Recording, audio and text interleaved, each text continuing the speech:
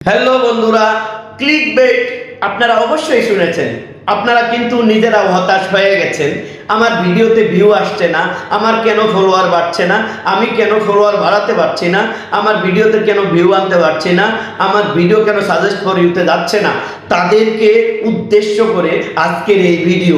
জেনে নিন ক্লিকবেটের কাজ কি, ক্লিকবেট কি, এটার পজিটিভ এবং নেগেটিভ দুটো ধারণায় আপনার জানা দরকার। আসসালামু আলাইকুম প্রিয় বন্ধুরা, আপনারা আমার সাথে থেকে পুরো ভিডিওটিকে দেখে যদি ভালো লেগে থাকে তাহলে অবশ্যই শেয়ার করে আপনার টাইমলাইনে রেখে দিবেন, আপনার বন্ধুদেরকে দেখার জন্য সুযোগ করে দিবেন। ক্লিকবেট এমন একটা জিনিস, এটা এক ধরনের কন্টেন্ট আপনি রেডি করছেন, শিরোনাম দিচ্ছেন। আপনি কি শিরোনাম দিচ্ছেন? আপনার ভিডিওতে যা দিয়েছেন সেটার সাথে আপনার ক্যাপশনের যে জটিলতাটা আপনি সৃষ্টি করছেন, আকর্ষণীয় করে তোলা, এটাই ক্লিকবেটের ভাষায়।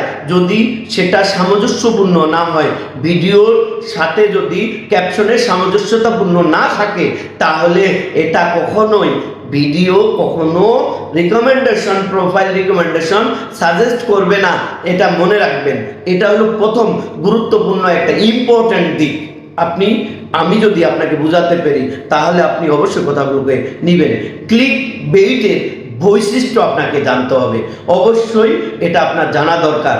আকর্ষণীয় শিরোনাম, তিনটা টিপস বলবো। আকর্ষণীয় শিরোনাম, আকর্ষণীয় শিরোনামটা কি? আপনার জীবন বদলে দিবে এমন সহজ কাজগুলো, টিপসগুলো আপনার বিশ্বাস হবে কি না এরপরে আমি জানি না, তবে আমি চেষ্টা করছি আপনাদেরকে বোঝানোর জন্য।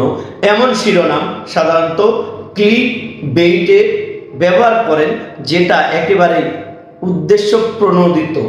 আপনি মানুষকে কি করছেন? আকর্ষিত করছেন, বাট ভিডিওতে সে আলোচনাটা নেই।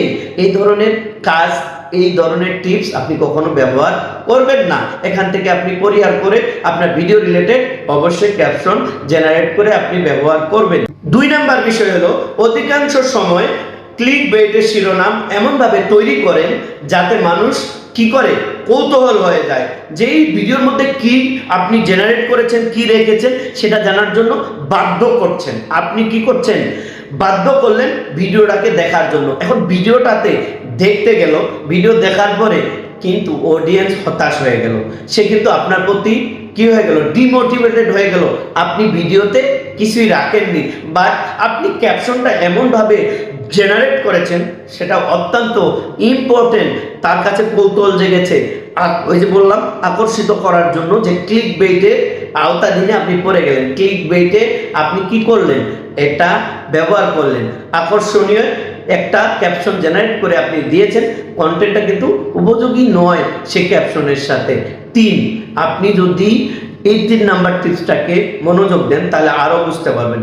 অর্থ উপার্জনের উদ্দেশ্যে আপনি ক্লিকবেটের ওয়েবসাইট বা ট্রাফিক এনে বিজ্ঞাপন মাধ্যমে অর্থ উপার্জন করতে চান। এখানে কি বিষয়টাকে, এখানে যেটা বলা হয়েছে সেটা হলো, আপনি অনেকেই আছেন, আমরা শেয়ার করতে বলি, আপনি শেয়ার করে দিবেন, ভালো লাগলে আপনারা এটা করবেন, সেটা করবেন, যেটা আমিও আপনাকে বলেছি। এটা করার জন্য যে প্রভাবটা, অতিরিক্ত কোনো জিনিসেই ভালো নয়, এটার যে একটা প্রভাব পড়বে, এতে কি হবে?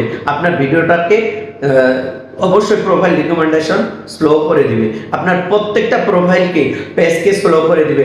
ক্লিকবেটের আওতায় যখন আপনি পড়ে যাবেন তখন কিন্তু সাধারণত আপনার ভিডিওতে ভিউজ আসবে না, ফলোয়ার বাড়বে না, কারণ সাজেস্ট করবে না।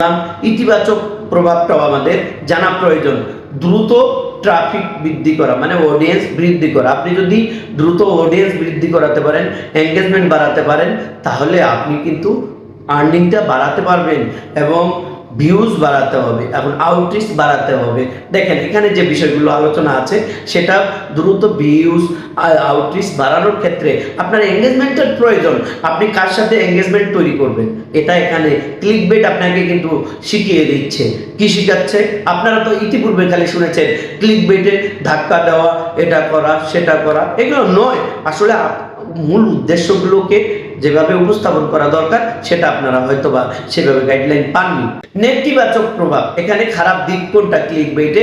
সেটা হলো আপনার প্রতি যে অডিয়েন্স আপনার প্রতি আস্থাশীল ছিল তার আস্থাটা কমে যায়, এবং বিভ্রান্ত এবং ভুল তথ্য ছড়ানোর জন্য আপনার প্রতি আপনার ভিডিও যত ভালো হোক না কেন কেউ আপনাকে দেখছে না, এবং আপনি যে পণ্যগুলো তৈরি করলেন রিলস, ট্যাক্স, ইমেজ, হোয়াটএভার, সেগুলোর প্রতি মানুষের মনোযোগ এবং দৃষ্টিটা কমে যায়।